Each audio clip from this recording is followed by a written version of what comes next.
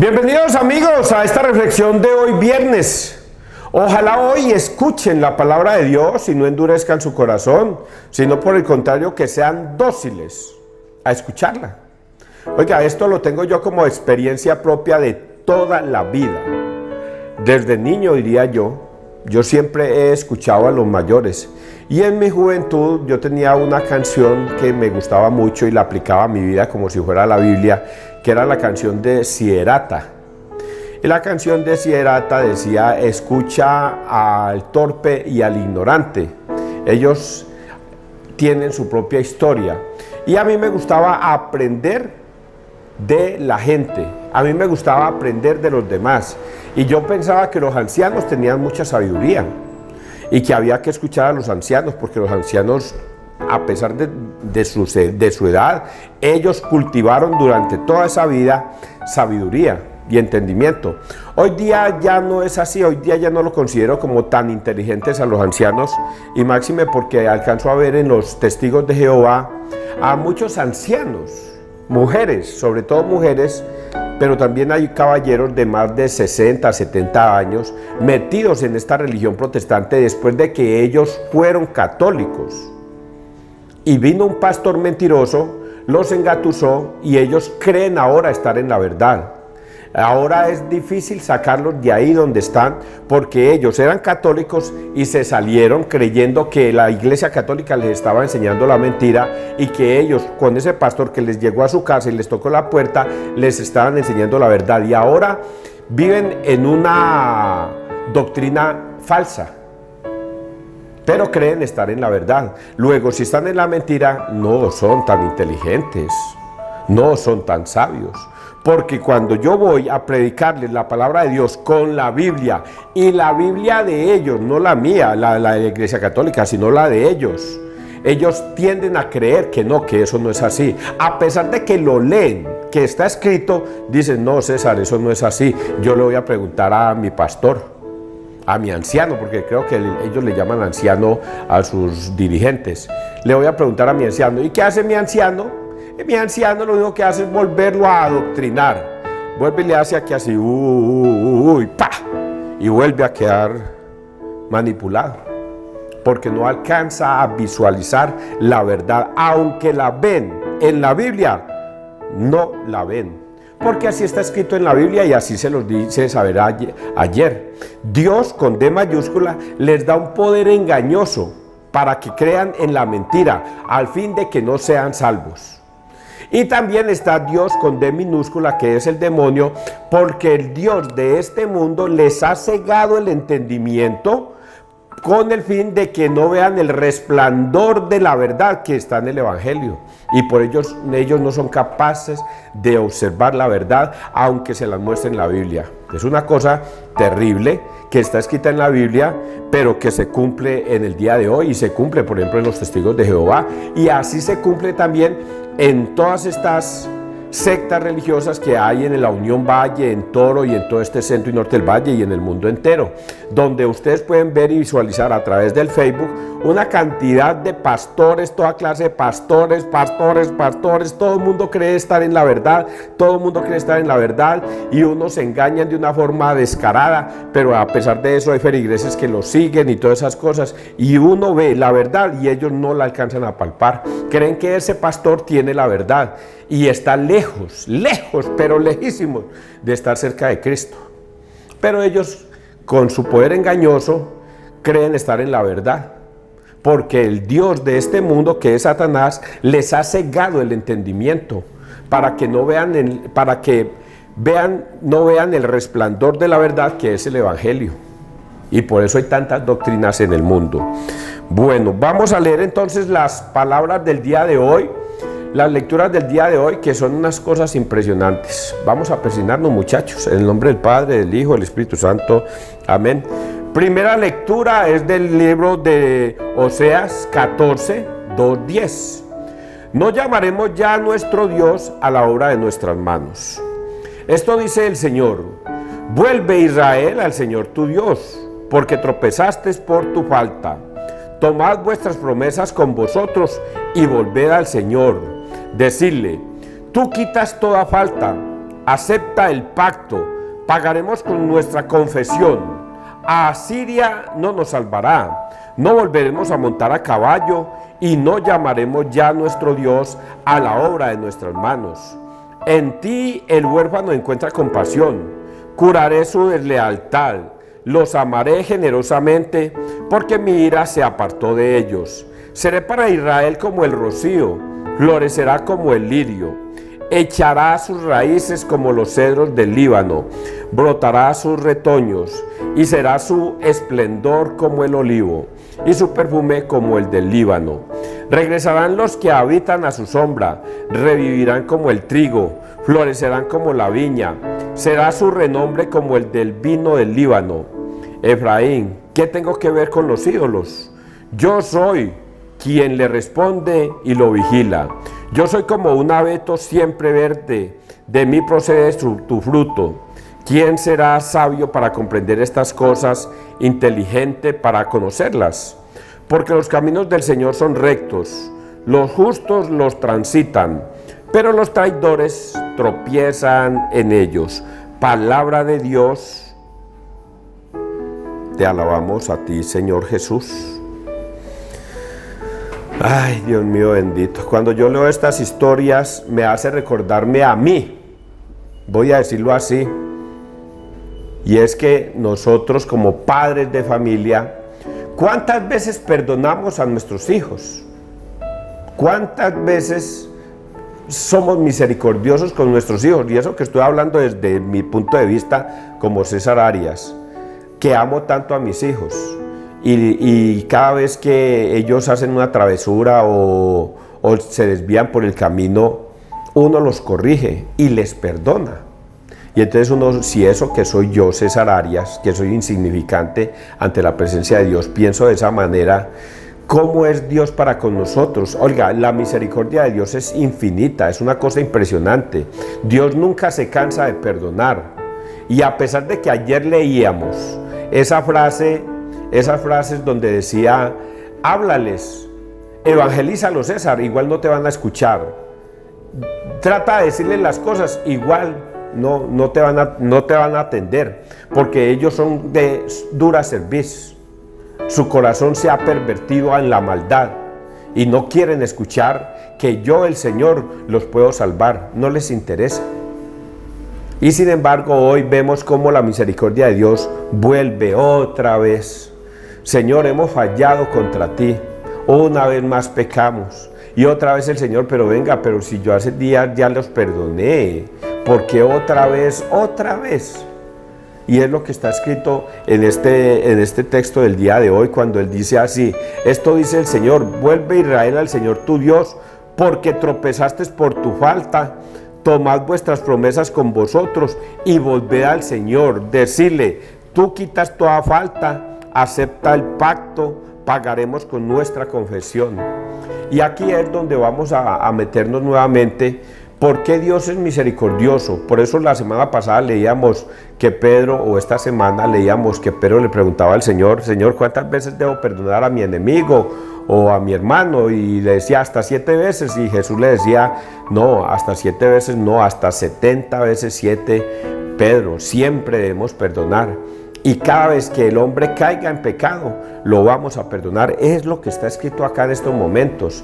Por eso dice, pactaremos nuevamente contigo. Hemos fallado. Dice, porque tropezaste por tu falta, tomad vuestras promesas con vosotros y volved al Señor. Decirle, tú quitas tu falta, acepta el pacto. ¿Cuál es ese pacto? El pacto es que yo voy a pactar contigo, mi Señor, que yo no voy a volver a pecar. No voy a volver a pecar. Ese es el pacto. Y confiesa tu falta. Y es lo que está escrito acá cuando le dice, para que Dios me perdone, debo confesar mis faltas. Porque si no las confieso, no hay perdón. Pues ¿cómo las va a perdonar Dios si usted no está arrepentido? Por eso Dios dice, confiesa tu falta. Y para la Iglesia Católica, que fue lo que Cristo les enseñó, su doctrina les dijo, ustedes van a ir a donde el sacerdote y van a pedir perdón por sus pecados. Y el sacerdote, que es un representante de Dios aquí en la tierra, los perdonará. y recibirán la gracia de Dios a través de ese sacerdote. ¿Dónde está escrito eso? Les voy a dar otro pasaje bíblico. Mi Padre me ha enviado, así como mi Padre me envió, así los envío a ustedes.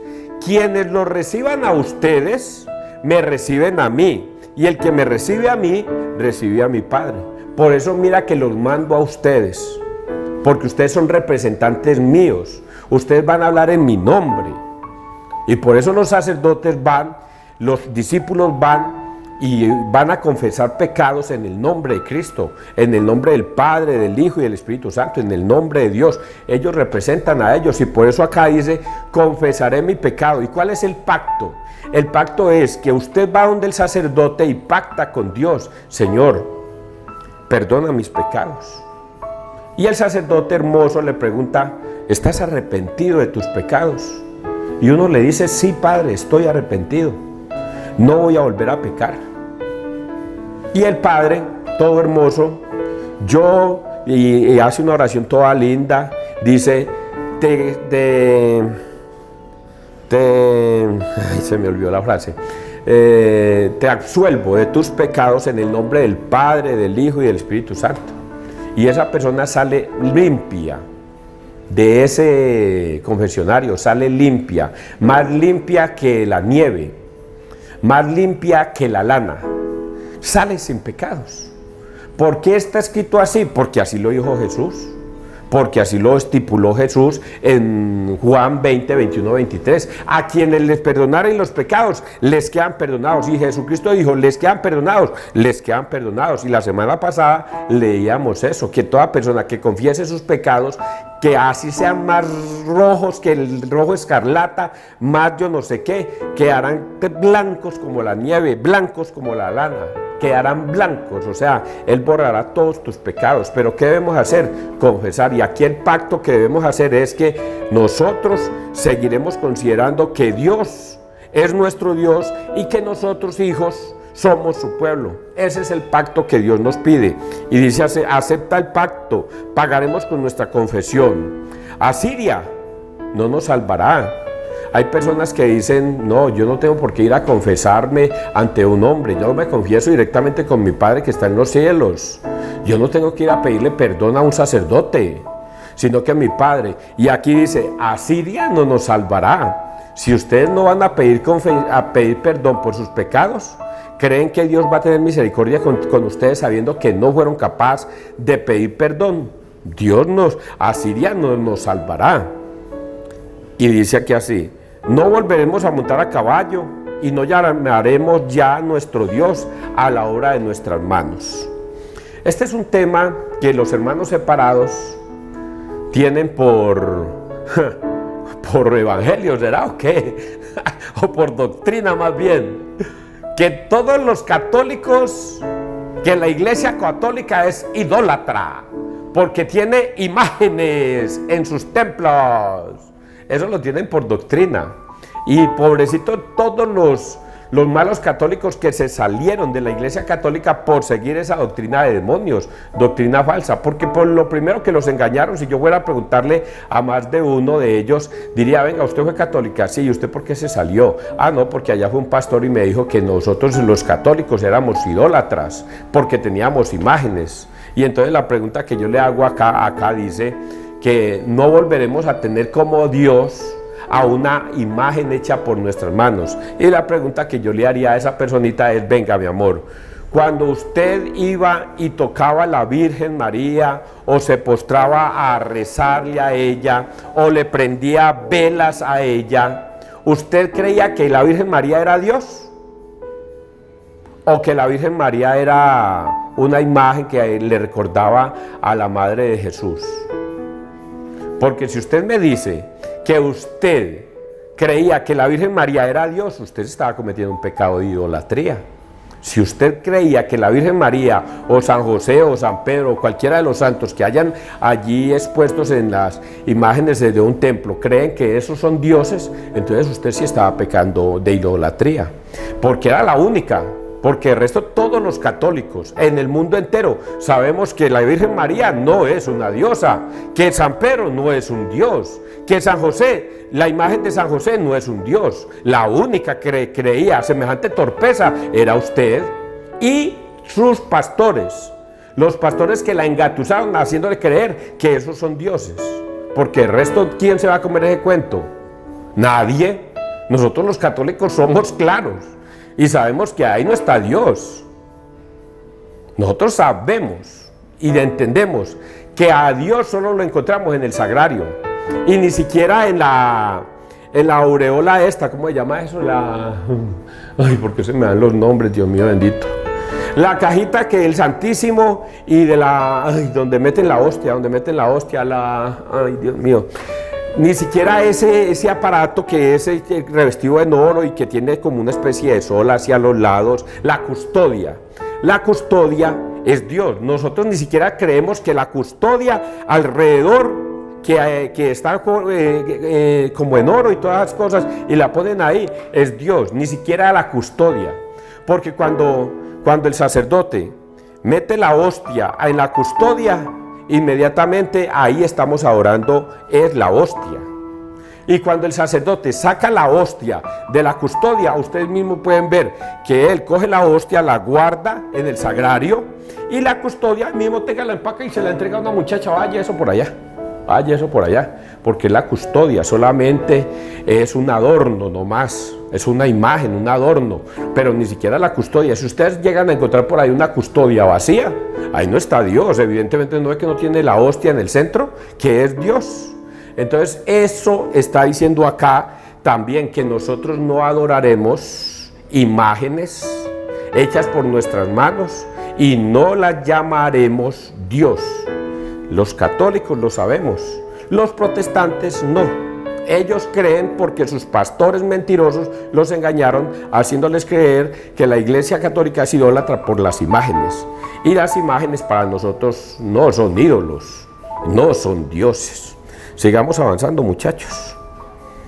Y luego viene una tercera parte toda linda, donde Dios nuevamente se ensalza con todos nosotros y nos dice una vez más: ay, Dios es hermoso. Dios es hermoso.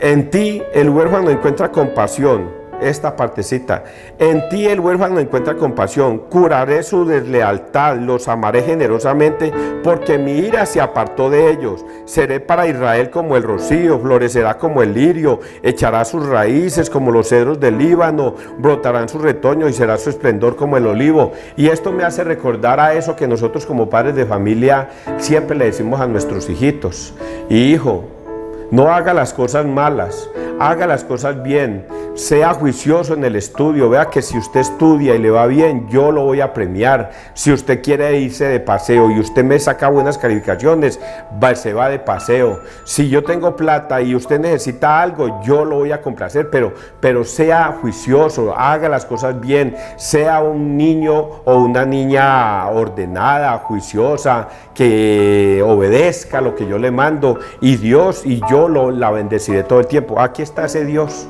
diciendo que nos va a dar de nuevo de todo mientras le obedezcamos, mientras lo tratemos a Él con cariño, mientras sigamos sus mandatos y preceptos. Dice: y seré su esplendor como el olivo y su perfume como el del Líbano. Regresarán los que habitan a su sombra, revivirán como el trigo, florecerán como la viña, será su renombre como el del Líbano, del vino del Líbano. Efraín, ¿qué tengo que ver con los ídolos? Yo soy quien le responde y lo vigila. Yo soy como un abeto siempre verde, de mí procede todo fruto. Entonces le dice todas las cosas lindas a esos hombres que han pecado. ¿Qué tenemos que hacer, muchachos? Arrepentirnos. Arrepintámonos, muchachos, de los pecados. Ojalá hoy me estén escuchando los pastores y los protestantes, muchachos. Regresen al redil, regresen al rebaño.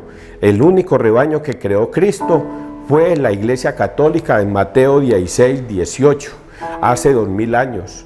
Los testigos de Jehová tienen su fecha de inicio, los pentecostales tienen su fecha de inicio, los adventistas tienen su fecha de inicio, y todas las iglesias protestantes que hayan en el mundo tienen su inicio. No vienen de Cristo, nacieron hace 100 años, 20 años, algunos nacieron ayer, otros hace 200 años, pero Cristo viene desde hace 2000 años. ¿Por qué estar en una iglesia que no es la de Cristo? ¿Por qué meterse con una iglesia que no los va a conducir a Cristo hacia aleluya, ni alaben, ni glorifiquen a Dios? No los va a llevar a Cristo porque no son obedientes. Vamos a leer el Salmo, Salmo 80. Es un resumen. Yo soy el Señor Dios tuyo, escucha mi voz. Oigo un lenguaje desconocido. Retiré sus hombros de la carga y sus manos, retiré sus hombres de la carga y sus manos dejaron la espuerta. Clamaste en la aflicción y te libré. Te respondí, oculto entre los truenos, te puse a prueba junto a la fuente de Meribá. Escucha, pueblo mío, doy testimonio contra ti. Ojalá me escuchases, Israel. No tendrás un Dios extraño, no adorarás un Dios extranjero. Yo soy el Señor Dios tuyo, que te saqué de la tierra de Egipto. Ojalá me escuchase mi pueblo y caminase Israel por mi camino. Los alimentaría con flor de harina, los saciaría con miel silvestre. Y aquí voy a hacer ese paréntesis también, porque Dios sigue siendo misericordioso en esta parte. Si ustedes me obedecen, si ustedes cumplen mis mandatos, a ustedes les va a ir bien en la vida. Ahora pregúntense ustedes protestantes, ¿les está yendo bien en la vida? Dios es misericordioso con ustedes. Ustedes sienten la presencia de Dios cuando están alejados de Él. A ustedes les está yendo bien en los negocios, cuando su corazón está alejado de ellos y no le obedecen a la doctrina de Jesucristo que está expuesta en la iglesia que Él fundó, la iglesia católica. Yo les aseguro que no, que regresen al redil, porque si no están en el redil de Cristo, Dios no los bendecirá. Pero si ustedes están en el redil, en la iglesia de Cristo, Dios los bendecirá y les guiará y les acompañará y ustedes fructificarán. Vamos a leer el Evangelio, Marcos 12, 28b, 34. El Señor nuestro Dios es el único Señor y lo amarás. En aquel tiempo un escriba se acercó a Jesús y le preguntó: ¿qué mandamiento es el primero de todos? Respondió Jesús: el primero es: escucha, Israel, el Señor nuestro Dios es el único Señor. Amarás al Señor tu Dios con todo tu corazón, con toda tu alma, con toda tu mente, con todo tu ser. El segundo es este: amarás a tu prójimo como a ti mismo. No hay mandamiento mayor que estos. El escriba replicó: muy bien, maestro. Sin duda tienes razón cuando dices que el Señor es uno solo y no hay otro fuera de Él. Y que amarlo con todo el corazón, con todo el entendimiento y con todo el ser, y amar al prójimo como a uno mismo, vale más que todos los holocaustos y sacrificios. Jesús, viendo que había respondido sensatamente, le dijo: no estás lejos del reino de Dios. Y nadie se atrevió a hacerle más preguntas. Palabra del Señor, gloria a ti, Señor Jesús. Qué evangelio tan corto y tan bonito y tan fácil de describir y de explicar. Pero mire quién le hace la pregunta. En aquel tiempo un escriba se acercó a Jesús y le preguntó. Un escriba, no fue un discípulo, no fue la gente, fue un escriba. ¿Y quiénes son los escribas? Los fariseos, sacerdotes de los judíos de aquel tiempo. Los escribas y los fariseos son los que tienen el poder de aquel tiempo. Los que decían y se vestían de lino y de púrpura y alargaban las filacterias y las capas y todas las cosas, y les gustaba que le hicieran reverencias en el camino y ocupar los primeros puestos y que les llamen maestros, padres y todas estas cosas. Este es el escriba. El escriba le pregunta, seguramente para ponerlo a prueba, seguramente, aunque voy a leerlo porque yo no quiero pecar diciendo lo que no es. En aquel tiempo un escriba se acercó a Jesús y le preguntó. Aquí no dice era para ponerlo a prueba ni nada de esas cosas, porque cuando es para ponerlo a prueba, también leemos eso ahí. El escriba para ponerlo a prueba, o los sacerdotes fariseos para ponerlo a prueba, le preguntaron. para ponerlo a prueba. Aquí no se nota eso. Aquí no se nota que el escriba lo dijo para ponerlo a prueba. Aquí dijo que en aquel tiempo un escriba se acercó a Jesús y le preguntó: ¿qué mandamiento es el primero de todos? Podríamos sugerir que era para ponerlo a prueba, a ver si el Señor respondía. Pero también el escriba también pudo haberle hecho la pregunta para saber si realmente Jesús estaba en el camino correcto. Y entonces aclarar dudas. ¿Será que realmente es el Mesías? ¿Será que este es realmente el Hijo de Dios? Pues voy a preguntarle. Voy a preguntarle por lo que está escrito en la ley. ¿Cuál es el primer mandamiento? ¿Qué está escrito? Y Jesús, que lo sabe todo, le contesta: amarás a tu Dios con todo tu corazón, con toda tu alma, con todo tu ser. Y el segundo es: amarás a tu prójimo como a ti mismo. Y el escriba lo aplaude y le dice: muy bien, maestro, yo veo que sí, lo entiendes, que no se puede sino amar a Dios sobre todas las cosas y seguirlo a Él, y Él es el que es Dios y es el primero, y que no hay otro más por encima de Él, sino que Él es Dios. Muy bien, maestro. Y Jesús, que lo sabe, le dice: yo veo que tú también lo entiendes. Haz esto y te ganarás el reino de los cielos. Tenlo siempre en cuenta. Ahora vamos a descifrar qué es amar a Dios sobre todas las cosas. Amar a Dios sobre todas las cosas no es: yo creo en mi Señor Jesús, gloria a Dios, aleluya. Eso no es. No es proclamar con mi boca, porque si mi boca y mis labios proclaman: el Señor es mi Dios y mi Señor, ya soy salvo, gloria a Dios, aleluya. Eso no es. Y ayer lo repetía y hoy como que él repetiera la repetiera. Porque si eso fuera verdad, entonces ¿para qué se puso a decir Jesús: no todo el que me dice gloria a Dios, Señor mío, gloria mía, Dios mío, Señor mío, es mío? No. ¿Por qué me llaman Señor, Señor y no obedecen lo que yo les mando? Es eso. Si usted quiere glorificar a Dios, debe obedecerle en todos sus mandatos, preceptos, normas y decretos. En todos. No, yo lo de los sacerdotes, eso no. Eso de la Eucaristía, eso no. Eso no es amar a Dios sobre todas las cosas. Es colocar a Dios por delante de todas las cosas. ¿Qué hizo Abraham? Dios lo puso a prueba: sacrifícame a tu hijo Isaac. Y Abraham tenía claro su fe, e iba a sacrificar a su hijo Isaac, y levantó la daga para sacrificarlo. Pero Dios vio que realmente ese hombre, Abraham, padre de la fe, realmente había colocado a Dios por encima hasta de su propio hijo. Y por eso es que Jesucristo dice: quien coloque por primero a sus padres, a sus madres, a sus hijos, a sus familiares, a sus parientes, a sus pertenencias, por encima de mí, no son dignos de mí. Porque por encima de Dios no hay nada.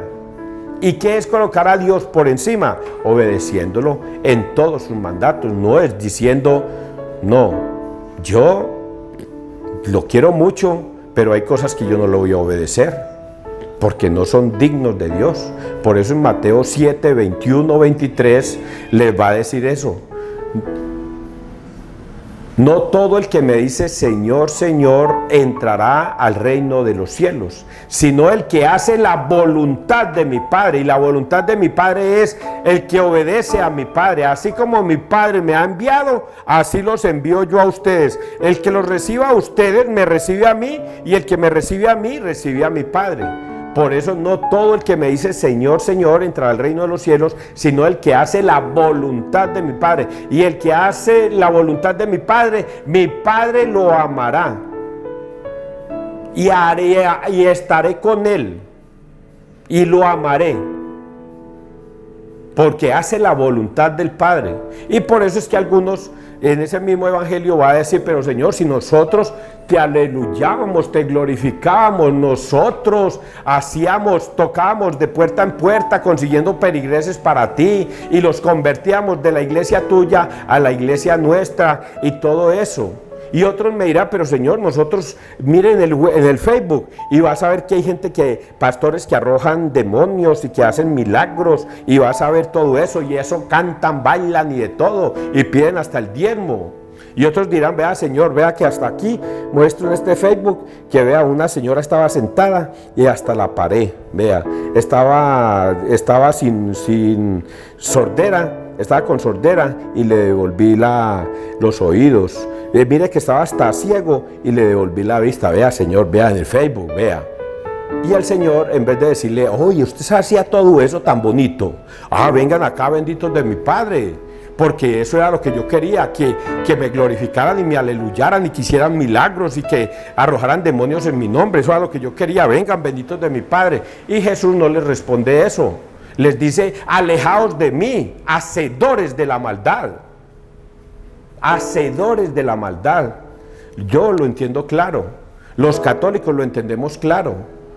Un pastor no tiene autoridad aquí en la tierra para nada, solamente tiene autoridad para obedecerle a Satanás, engañar a la gente y llevar a la perdición a todos los que lo sigan. Es la única autoridad que tiene un pastor aquí en la tierra, engañar haciéndose pasar por Cristo, haciéndole creer a la gente que viene en el nombre de Cristo cuando no viene en ningún nombre, y haciéndole creer que obedecen a Cristo y que aman a Dios sobre todas las cosas cuando no lo obedecen, porque no cumplen sus mandatos. ¿Ustedes entendieron todo esto? Espero que sí. Que Dios te bendiga, que Dios nos bendiga donde quiera que todos estemos.